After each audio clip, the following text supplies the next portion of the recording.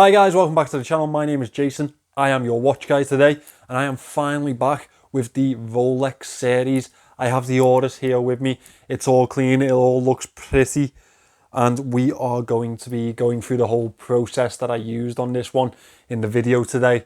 I have some footage of me cleaning it up and a few little clips for me to talk to you about. Firstly though, I wanted to let everyone know that I am starting a Patreon page. Now, I am not expecting a massive audience on it. I'm only going to charge a couple of quid a month. I'm just going to post pictures of the things that I'm getting in daily and also use it to try and move some of the watches that I get in from brands on. You know, the ones that aren't really eBay fodder, but you guys might be interested in. Try and recycle them through the audience as much as I possibly can, because I know you guys may enjoy them more than someone else out there. So if you would like to join that, I have left the link in the description. If you want to try and get some cheap watches off me, then yeah, and see some daily pictures of things that are coming before they arrive on the channel, then please check it out. Now, with that all over and done with, let's get into the Oris. Now, you saw what condition it was in. Now, funny enough, it was listed in good condition, well looked after. It was battered, absolutely battered. So, I've had the mail on pads out. I've had the polishing wheels out.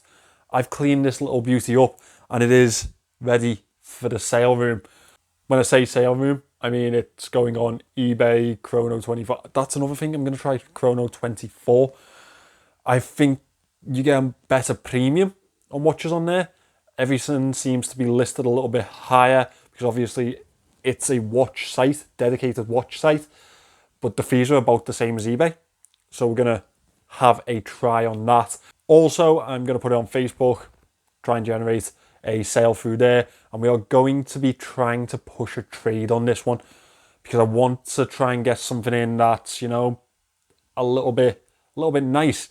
I also have that £100 to add on top. So let's see what we can get with this. Without further ado, let me turn the camera around and let me show you how I clean this little beauty up. So guys, I promised to show you the cleanup of the Oris that I bought for the Rolex series. Thing is, cleanups take a long time and it takes a lot of cutting and editing, and I've already done one on the channel. So what I thought I can do is I'll clean the watch up off camera and I will do the clasp for you on camera, because it does have the two different finishes that we need to go over. So we have the brushed finish on the top of the clasp here, as you can see, and on these sides here we have some really nice chamfered polished edges, or what were really nice chamfered polished edges. So I'm going to go over how to clean this up, how to get the finish back to what it should be, and go over what I use to do that. I've done this with a lot of different watches now, and I feel like I've got a nice little flow into how you do it. So hopefully I can share that with you, and you guys can do this at home with some of your watches. As I say that, I realise I've lost some of the equipment.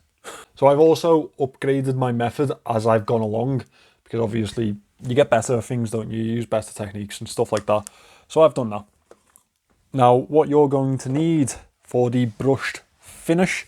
So what I like to use for the brushed finish, we have high grit sandpaper. I use 400 grit to start off. That gets out all the big scratches. Then I move on to this Mercer Merlon pad. That's the very fine. And then to finish off the whole process, I move on to the Merlon Ultra Fine. I'm going to link all of these pieces in the description on my Amazon affiliate links. You know how those work. If you wanted to pick any of them up, they'll be down there. For the polishing, I use a rotary tool, one of these little buffers, and some white jewellery compound, which I've misplaced at the moment, but I will find before we get onto that. So let's begin. And to begin, I like to first get out all the big scratches. So to do that, we're going to use some of the sandpaper that we have. Now the sandpaper is just cheap quality sandpaper. Pretty much does, because it's not the final finish, so I don't want you to worry too much about that. Now the most important part of this process is the direction of the finish. So you want to make sure that you're going in the same direction with each pass. So I like to put a little piece of cardboard down or a little something down and use that as my direction. Now this one does have a lot of scratches in, so it is going to take a little while to get them all out. As you can see, they are quite deep. So I'm going to finish this off camera. As I say, it's the same process. It's not special. It's not difficult to do. You just follow that process. One tip is to try and follow the curve of the piece so you don't flat spot it. But aside from that, this is really the only thing that you really have to do until you're happy with all the scratches being gone. Well, all the scratches being a level, so you can then move on to the mail on marker pad. So after quite a bit of work, quite a bit of passes on this one, you can see we are moving towards this being ready to be brushed properly. We still have some work to do down here and a couple of spots here too. Another thing is I think I'm going to have to go over the sides with the brushing, just because there are quite a few dinks on there. So yeah, we're gonna have a lot of work on our hands here, but we expected that. Now, just so you know, I haven't changed any sort of process here. This is literally all I have done up to now. Just drag it along this sandpaper. Make sure your lines are nice and clean, nice and straight, and you should start to get this type of finish on it. Now you can start with higher grade sandpaper. That's fine, because obviously you are working towards a lower grade on everything. It's just one of those things I've never really opted for, because I like to get there slowly. I like to get there like in the right process, just because I don't want to overdo the sanding. Obviously it's a very abrasive method and it's not the best method. Obviously these marker pads take off less of a layer. You are taking off a lot of material when you do this. So I think I'm in a position now where I want to move on to the red pads, the red marker pads. So I'm going to take this off the desk and move on to that. Now this is going to be pretty much the exact same process. I say pretty much, the only thing that you've changed is the material that you're using. So you want to just drag this along the marker pad and keep it in a nice straight line, just as I am doing now. And it'll start to push into a nice brushed type of effect, nice brushed finish on this. And then we can move on to the ultrafine, and then we'll move on to this polishing on the edges. I'm just going to cut this again, just so we're not wasting time and I'm not wasting your time. So this is going to work much quicker than the sandpaper. I mean, you're going to get the finish that you want much quicker, just because the sandpaper gives you the basis to move on to this. One thing that I'm going to do now is do the sides. You can see that there's some scratching or marks along the sides. What I'm just going to do is drag this along the side here, just angle it correctly, and then as you can see, it's not a perfect finish there. I do have to go over a couple more times just to get that one out there. But what it'll do is give you a nice basis to start your polishing on.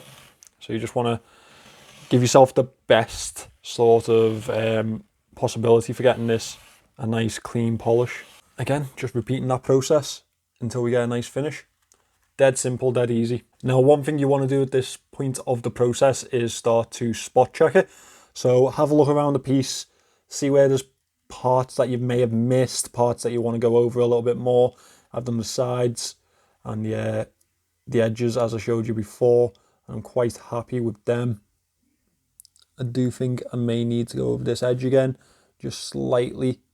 But then after that, I am going to move on to the grey pads, which is the finishing pad really. That's the fine, ultra fine. So that gives us a really nice matted type of finish. You can finish on this red pad if you like the effect that you have, completely up to you. I like to move on to the ultra fine just to get a nice thinner type of effect, thinner type of finish on it. So this is where we're at now. As you can see, aside from this little dink here, which is a pretty good indent on the clasp, we are getting to a nice little point with it. We're getting to a nice finish. So what I'm going to do now is go onto the grey pad and then we'll be taping this up for the polishing. So again, exactly the same process, just drag it along, nice, straight and firm lines is what I find best. So make sure you're pushing this into the pad, nice and confident lines, I'd like to say they are. So you get that even, straight finish. You don't want this wobbling, you don't want this going askew, because it will show up in the finish. It's one of those things that if you do it at a very rushed type of pace, or you don't pay attention to what you're doing, you can end up in a little bit of a pickle. But as you can see here, we're looking all right. I think that's a good point to be at on that clasp. I think that's very nice. Now obviously this will get cleaned up, it'll get washed up, and yeah, it'll look pretty good when finished. So I'm just going to go over the sides again.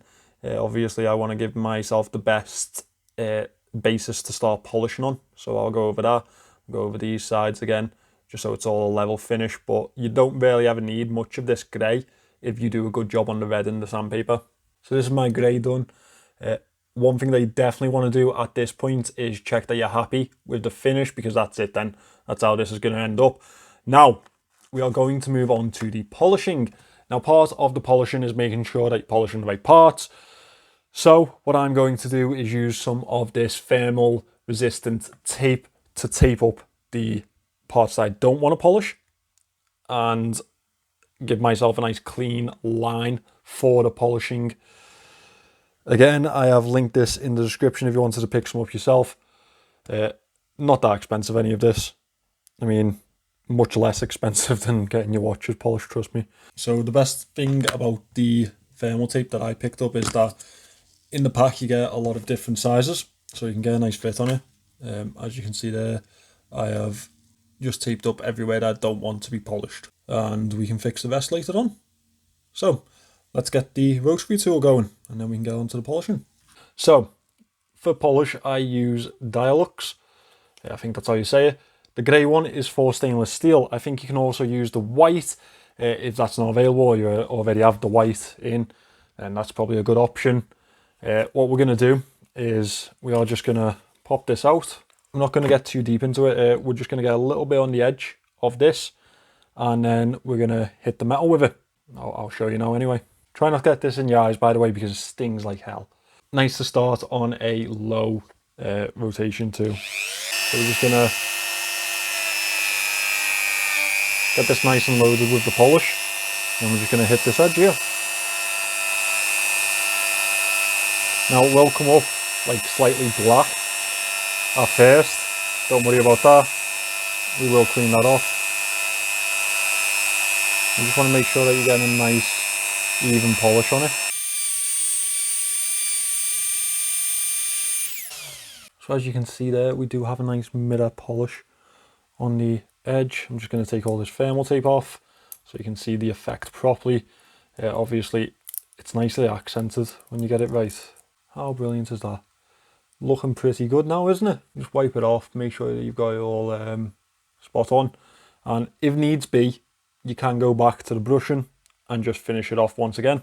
So guys, this is the Oris Pro Diver that I picked up, cleaned up. As you can see here, it's had a really nice bit of treatment, brushed finish on the sides, mirrored polish on the sides of the bracelet and these lugs, and a brush down the centre. And there's that buckle that I showed you, that clasp that I showed you getting worked on. So it's not perfect, granted, because I'm not a professional, I am just a hobbyist, but I think we've definitely added at least a couple of hundred to this from where we started. Now, I picked this up for £400. I have £100 left in the budget. I think I'm going to be a little bit cheeky and put this out for 900. I think I'm probably going to end up around 7, which I would be very happy with. I am going to try Chrono 24 this time, just because I've been really interested by it. I don't know what the type of market standard on there is, or what type of deals I can expect, but I am quite looking forward to using a new platform. Obviously, it'll go in the used ones too, but I am going to try and push trade deals on places like Facebook and Shpock, Gumtree, because I kind of want to get something else in to flip on. I think that could be the quickest way for us to get to that Rolex. Now, I think we're probably only about 4 or 5 trades away from that Rolex now. I think this will pick up very quickly after this one's gone through. So hopefully we have a little bit of a action towards the end of the year and we'd be finished by then. So guys, hopefully that Oris goes pretty quickly now. So we paid 400 for it. We're going to put it out for 9. I don't expect to get 9. I honestly think that'd be ridiculous if we did. It's boxed, it's got its papers, it's got the extra link, so it is the full set. However, I think we're going to land around the £700 mark, but £300 profit is absolutely exponential when you consider we've only laid 400 onto this. Yes, we put in a little bit of leg work on it, but that's neither here nor there, is it? So hopefully I will be back with the sale video of this very soon. Now, on another subject, if you would like to join the Patreon page, it is listed below. As I say, I'm only going to charge maybe £1, £2 a month for it. It's not really aimed to be a financial gain in that type of sense. What I want to create is sort of a market for the watches that I'm getting in at the moment. I am overloaded with them. Like the ones that I buy and then review and then need to move on, and I just don't because I haven't really got that outlet. But if I have that outlet and another way to move them through our community, then I think that will help greatly. As well as that, I will be sharing photos of the watches that are coming in, the ones that you can expect to see on the channel soon. This was all inspired by a subscriber called Phalo, or you'll know him as Phalo in the comments. He actually contacted me asking if I had a Patreon that I could subscribe to, and I thought this could be a very good idea. It could help me and it could help you guys also. So if it doesn't work, it doesn't work. If only one of you sign up, only one of you sign up. I'm not expecting great things from you all. As I've always said, I do just enjoy interacting in the comments as it is. So if it stays like that, it stays like that. I'm great with that also. Thank you for watching this, guys. Please remember to subscribe to the channel, and I will see you in the next one.